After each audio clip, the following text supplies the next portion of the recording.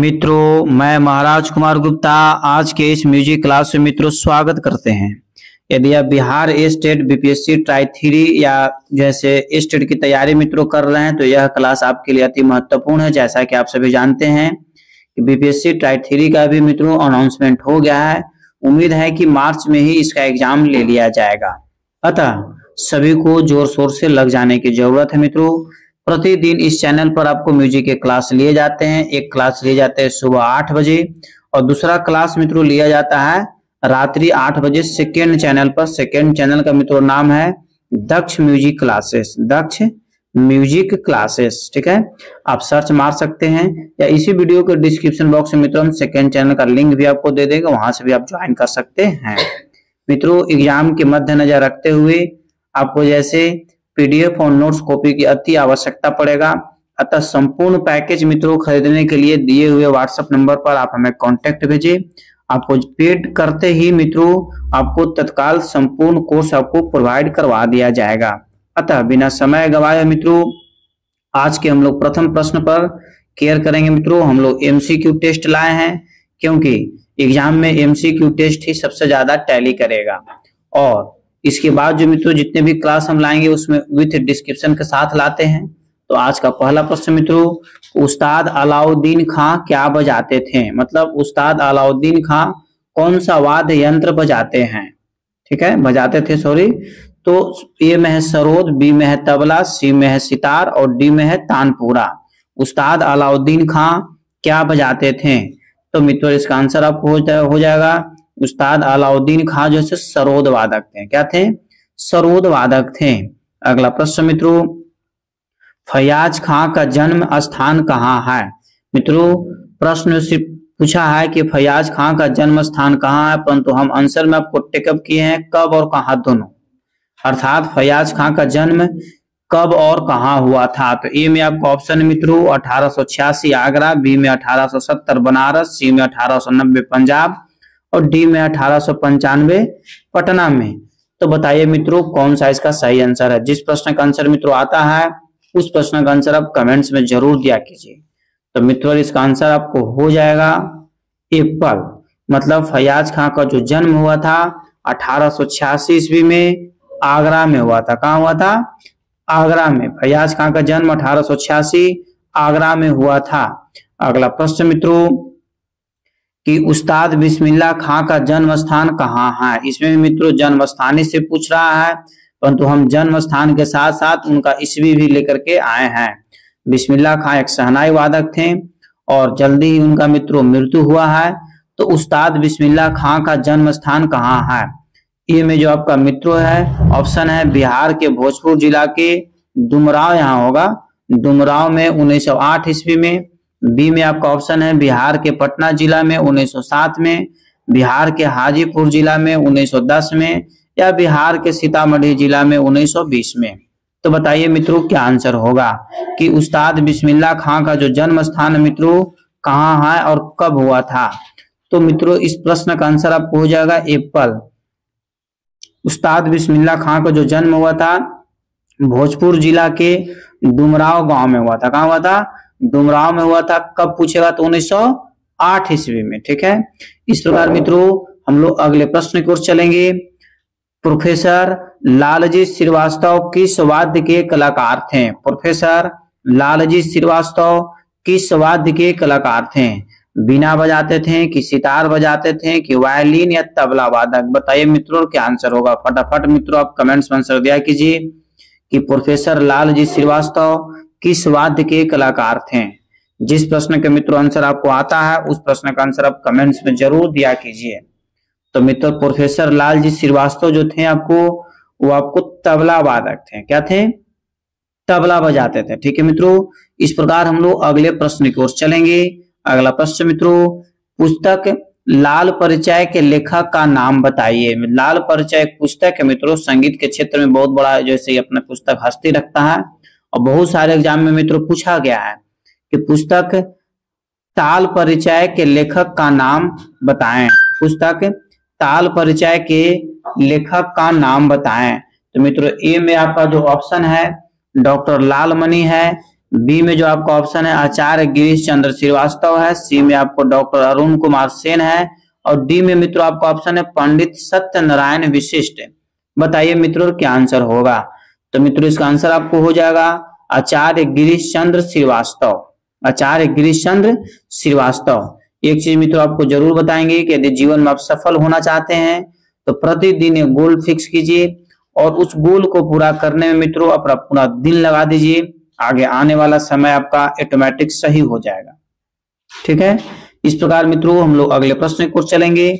अमीर खुसरो का जन्म कब हुआ था, मतलब अमीर खुसरो का जन्म जो मित्रों कब हुआ था। ए में आपका 1500, बी में 1532, सी में 1253 और डी में 1342 ईस्वी। तो बताइए मित्रों क्या आंसर होगा कि अमीर खुसरो साहब का जो जन्म हुआ था 1253 ईस्वी में हुआ था। जिस प्रश्न का आंसर मित्रों आ रहा है उस प्रश्न का आंसर आप फटाफट कमेंट्स में दिया कीजिए। अगला प्रश्न मित्रों कि तानसेन का जन्म कब हुआ था। तानसेन का जन्म मित्रों कब हुआ था। तो 1500 ईस्वी में, 1532 ईस्वी में, 1553 ईस्वी में और 1442 ईस्वी में। तो मित्रों बताइए इनमें से कौन सा आंसर सही है कि जो तानसेन का जो मित्रों जन्म हुआ था वह कब हुआ था। बताइए फटाफट कमेंट में मित्रों आंसर दिया कीजिए। तो मित्रों जो तानसेन का जन्म हुआ था 1532 ईस्वी में हुआ था। कब हुआ था? 1532 ईस्वी मित्रों तानसेन का जन्म हुआ था। इस प्रकार मित्रों इसका आंसर क्या हो गया? बॉल। जिस प्रश्न का आंसर मित्रों आ रहा है उस प्रश्न का आंसर आप कमेंट्स में फटाफट दिया कीजिए और प्रतिदिन सुबह 8 बजे और रात्रि 8 बजे मित्रों क्लास जरूर ज्वाइन किया कीजिए। ठीक है, प्रश्न मित्रों कि तानसेन का बचपन का नाम क्या था। बताइए क्या आंसर होगा।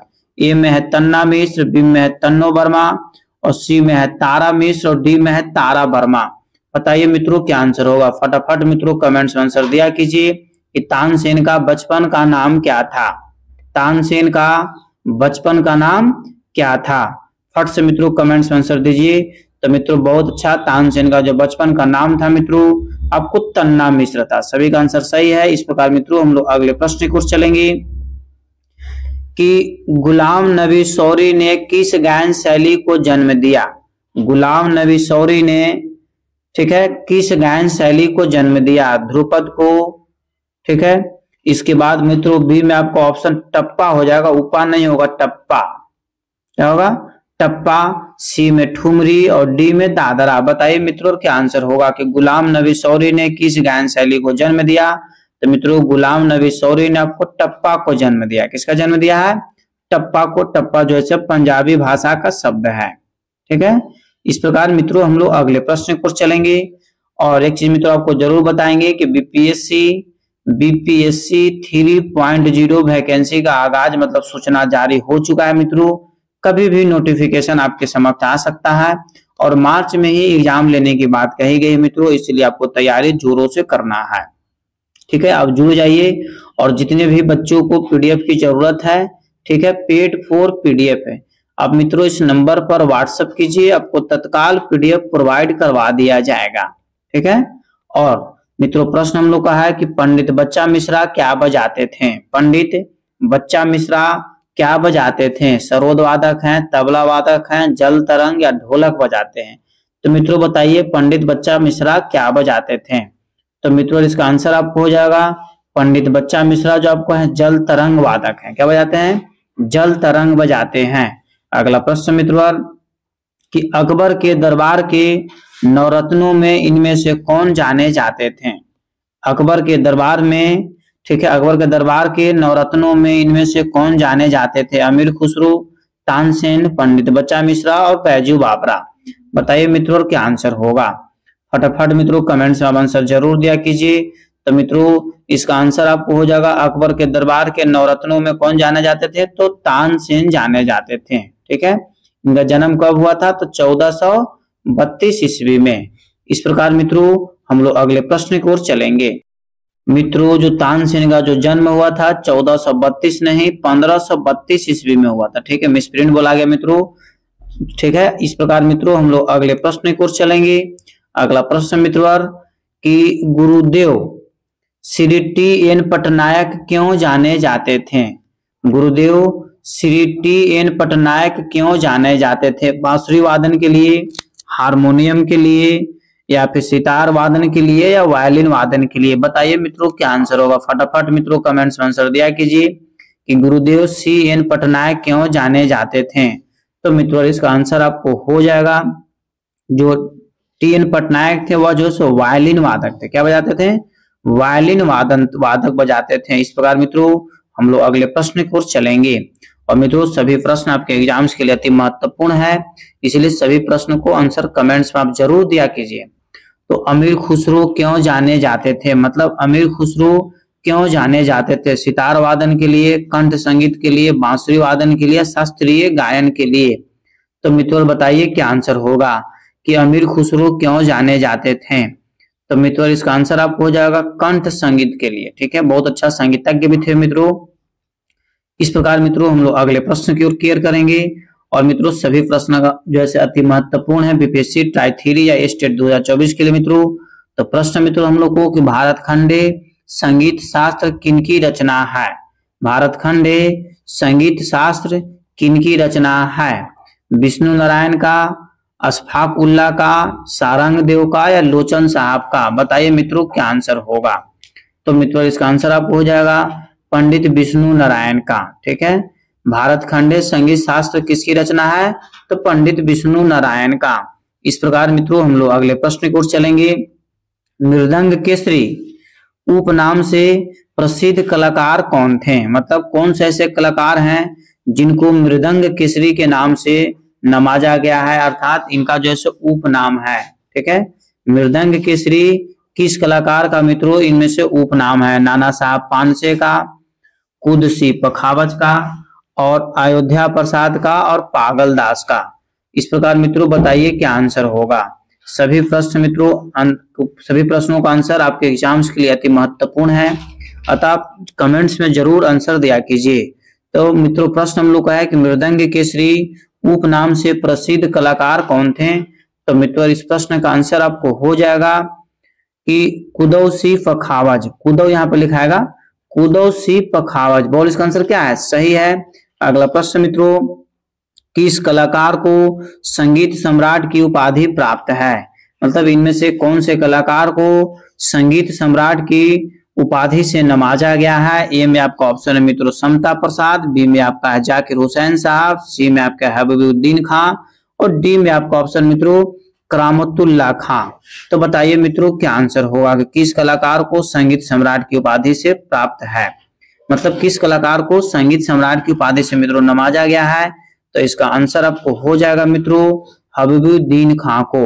हबीबुद्दीन खां को मित्रों संगीत सम्राट की उपाधि से नवाजा गया है। इस प्रकार मित्रों एक मेरा सेकेंड चैनल है दक्ष म्यूजिक क्लास। ठीक है, उस पर मित्रों रात्रि 8 बजे प्रतिदिन क्लास चलते हैं। ठीक है, म्यूजिक का। अतः आप क्लास को मित्रों जरूर डेली ज्वाइन किया कीजिए, और यदि उस चैनल को सब्सक्राइब नहीं किए मित्रों तो चैनल को जरूर सब्सक्राइब कर लें। तो मित्रों प्रश्न हम लोग का है कि पंजाब घराने के प्रसिद्ध तबला वादक उस्ताद जाकिर हुसैन के गुरु कौन है? मतलब पंजाब घराने के उस्ताद जो तबला वादक जो डॉक्टर जाकिर हुसैन साहब हैं, उनके गुरु का नाम क्या है? अल्लाह रखा खान, कदीर बख्श, फकीर बख्श, या इनमें से कोई नहीं? बताइए मित्रों क्या आंसर होगा। तो इसका आंसर हो जाएगा मित्रों अल्लाह रखा खां। ये पहले आंसर क्या है? सही है। और एक चीज और मित्रों जानकारी देते हुए चले कि उस्ताद जाकिर हुसैन साहब के पिता जो थे अल्लाह रखा खां थे, जो कि बहुत ही प्रसिद्ध तबला वादक थे। इनका संबंध पंजाब घराने से है। अगला प्रश्न मित्रों कि अब्दुल करीम खां क्या बजाते थे? मतलब अब्दुल करीम खां का संबंध किस वाद्य यंत्र से है? सारंगी से है, तबला से है, तानपुरा से है, या सरोद से है? बताइए मित्रों क्या आंसर होगा कि अब्दुल करीम खां क्या बजाते थे? सारंगी, तबला, तानपुरा, या सरोद? तो मित्रों कमेंट्स में आंसर आप जरूर दिया कीजिए। इसका आंसर हो जाएगा मित्रों सारंगी बजाते थे। अब्दुल करीम खां क्या बजाते थे? सारंगी वादक थे। अगला प्रश्न मित्रों अहमद जौन थिरिकुआ क्या बजाते थे? बहुत ही बेहद महत्वपूर्ण प्रश्न मित्रों कि अहमद जौन थिरिकुआ क्या बजाते थे? तबला वादक, ढोल बजाते थे, मृदंग या पखावज? बताइए मित्रों क्या आंसर होगा। तो मित्रों प्रत्येक प्रश्न आपके एग्जाम्स के लिए महत्वपूर्ण है, अतः कमेंट्स में आंसर आप जरूर दिया कीजिए। अहमद जौन थ्रिकुआ क्या बजाते थे? तो मित्रों इसका आंसर आपको हो जाएगा, अहमद जौन थ्रिकुआ जो थे तबला वादक थे। क्या थे? तबला वादक थे। अगला प्रश्न की ओर मित्रों हम लोग चलेंगे कि भारतीय संगीत में विष्णुद्वय, ठीक है, किसे कहते हैं? भारतीय संगीत में विष्णु उदय किसे कहते हैं? तो विष्णु दिगंबर पलुस्कर साहब को, या विष्णु नारायण भारत खंडे साहब को, या ए और बी दोनों सही है, या डी में आपका ऑप्शन मित्रों इनमें से कोई नहीं? तो बताइए मित्रों क्या आंसर होगा। तो मित्रों इस प्रश्न का आंसर आपको हो जाएगा ऑप्शन नंबर सी, मतलब विष्णु दिगंबर पलुस्कर और विष्णु नारायण भारत खंडे साहब को मित्रों विष्णु उदय के नाम से जाना जाता है। इस प्रकार ऑप्शन क्या हो गया? सी आंसर सही है। अगला प्रश्न मित्रों, स्वामी हरिदास संगीत सम्मेलन कहाँ होता है? मतलब कहने का मतलब मित्रों स्वामी हरिदास संगीत सम्मेलन प्रत्येक वर्ष आयोजन जो होता है, कहाँ इसका सम्मेलन आयोजन होता है? ए में है मित्रों दिल्ली, बी में है लखनऊ, सी में है कोलकाता और डी में है मुंबई। बताइए मित्रों क्या आंसर होगा कि स्वामी हरिदास संगीत सम्मेलन मित्रों कहाँ होता है? तो मित्रों इस प्रश्न का आंसर आपको हो जाएगा मुंबई हो जाएगा। क्या हो जाएगा? मुंबई। बहुत बार मित्रों इस प्रश्न का आंसर आपको हम बता चुके हैं, अतः इस प्रश्न का आंसर आपको याद होना अति आवश्यक है। अगला प्रश्न मित्रों कि मियां तानसेन किस राजा के दरबारी गायक थे? एक चीज मित्रों आपको जरूर बताएंगे कि एग्जाम के मद्देनजर रखते हुए मित्रों पेड फॉर पीडीएफ है, ठीक है। आप इस नंबर पर मित्रों हमें व्हाट्सएप कीजिए और आपको तत्काल मित्रों आपको जैसे पेमेंट करने के उपरांत आपको तत्काल मित्रों पीडीएफ प्रोवाइड करवा दिया जाएगा। तो मित्रों प्रश्न हम लोग का है कि मियां तानसेन किस राजा के दरबार में रहते थे?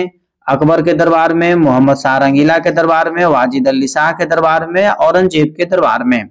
बताइए मित्रों क्या आंसर होगा। तो मित्रों इसका आंसर आपको हो जाएगा अकबर के दरबार में रहते थे। किसके दरबार में रहते थे? अकबर के दरबार में। मियां तानसेन जो थे अकबर के राज दरबार में रहते थे और मियां तानसेन का जो जन्म हुआ था 1532 ईस्वी में हुआ था, ठीक है। इस प्रकार मित्रों हम लोग अगले प्रश्न की ओर चलेंगे। अगला प्रश्न मित्रों कि रविंद्रनाथ ठाकुर का जन्म कहाँ हुआ था? बहुत ही बेहद महत्वपूर्ण प्रश्न मित्रों कि रविंद्रनाथ ठाकुर साहब का जो जन्म हुआ था कहाँ हुआ था? बंगाल में, बिहार में, उड़ीसा में या पंजाब में? बताइए मित्रों क्या आंसर होगा कि रविंद्रनाथ ठाकुर का जो जन्म हुआ था कहाँ हुआ था? चार ऑप्शन मित्रों आपके समक्ष दिया गया, चार में से कोई एक सही है, अतः आपको आंसर कंफर्म बताना जरूरी है कि रविंद्रनाथ ठाकुर का जन्म कहाँ हुआ था। तो मित्रों इस प्रश्न का आंसर आपको हो जाएगा बंगाल में हुआ था। कहाँ हुआ था? बंगाल में हुआ था। मित्रों आपको कमेंट्स में बताना है कि रविंद्रनाथ ठाकुर का जन्म कब हुआ था।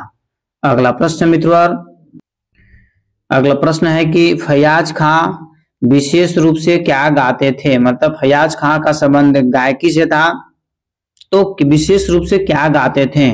ध्रुपद गाते थे कि टप्पा कि ठुमरी कि कहारवा?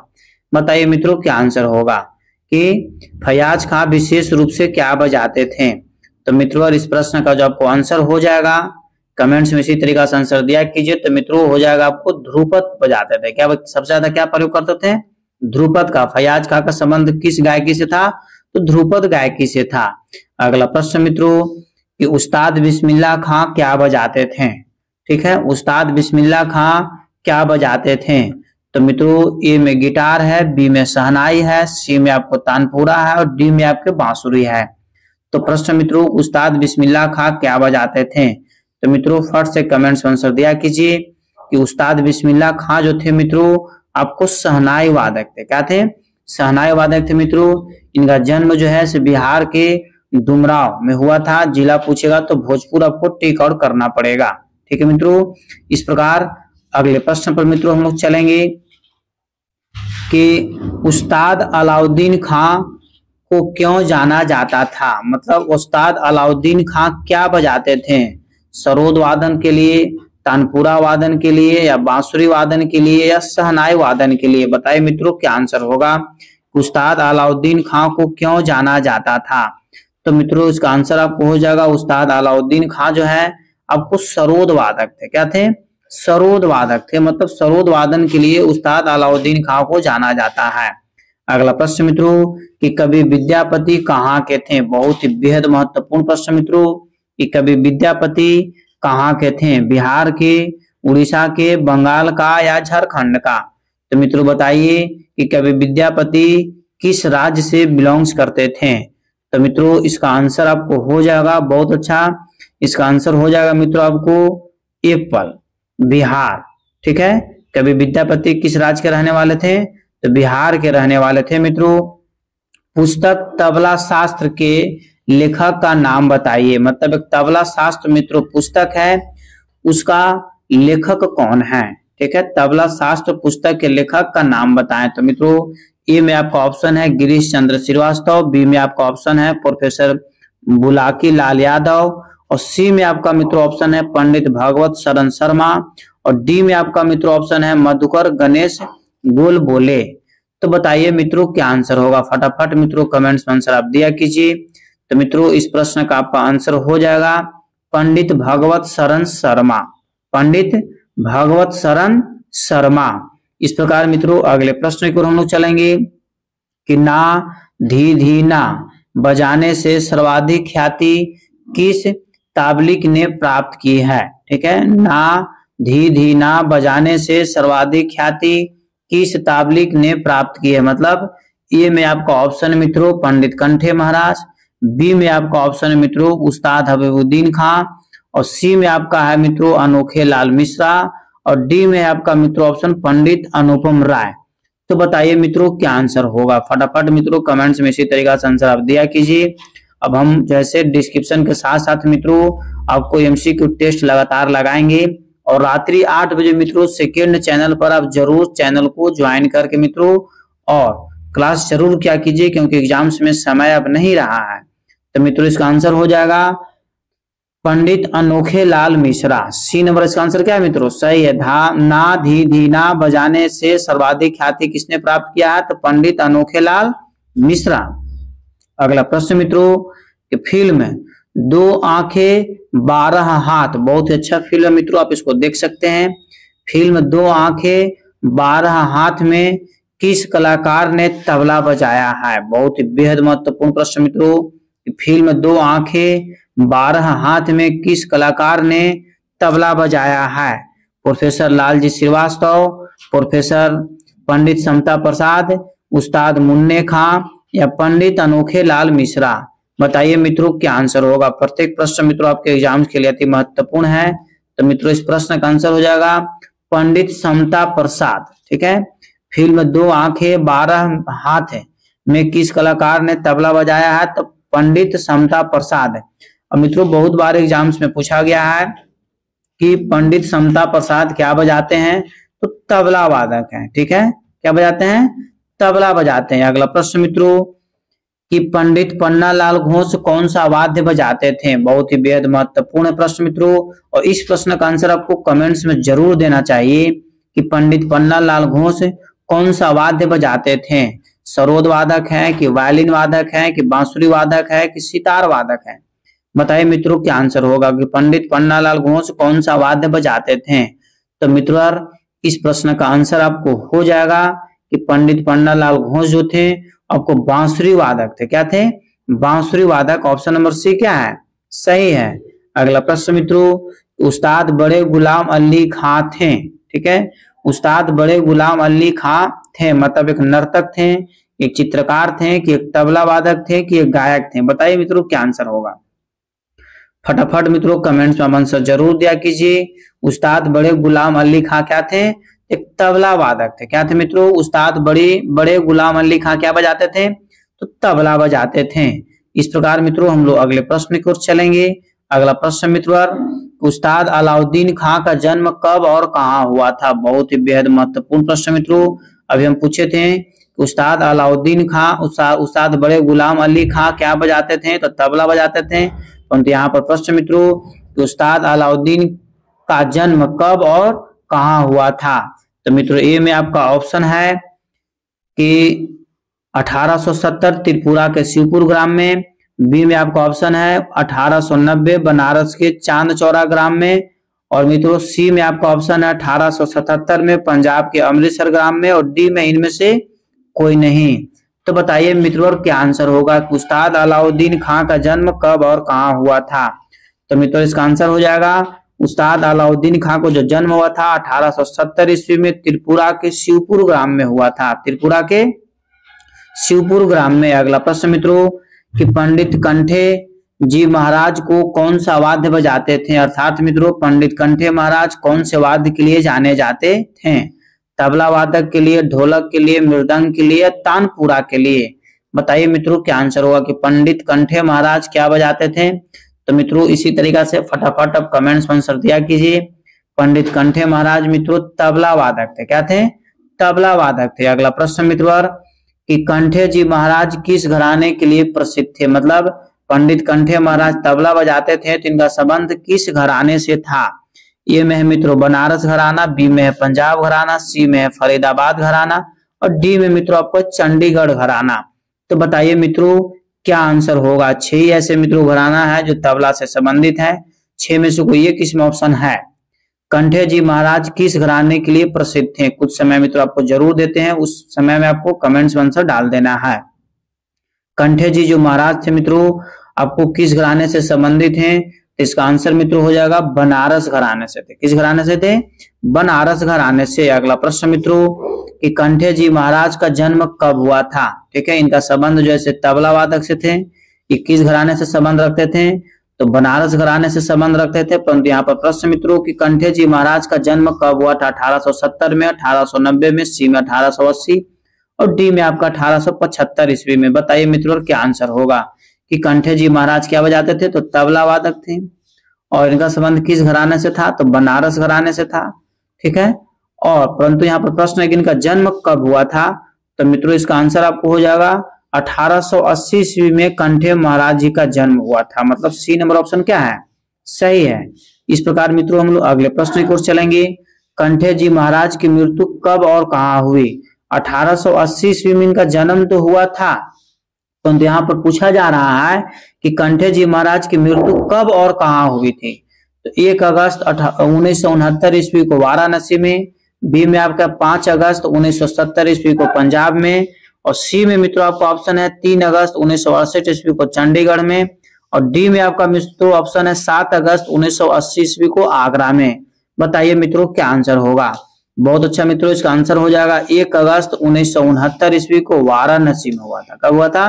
वाराणसी में। अर्थात इनका जन्म मित्रों कब हुआ, तो 1880 ईस्वी में, और मृत्यु कब हुआ, तो 1969 ईस्वी में।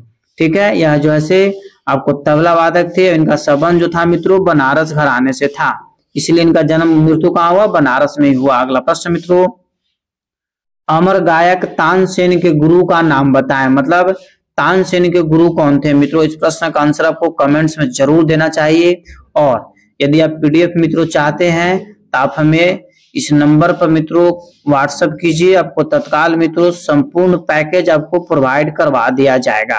ठीक है, प्रश्न मित्रों कि ये अमर गायक तानसेन के गुरु का नाम बताइए।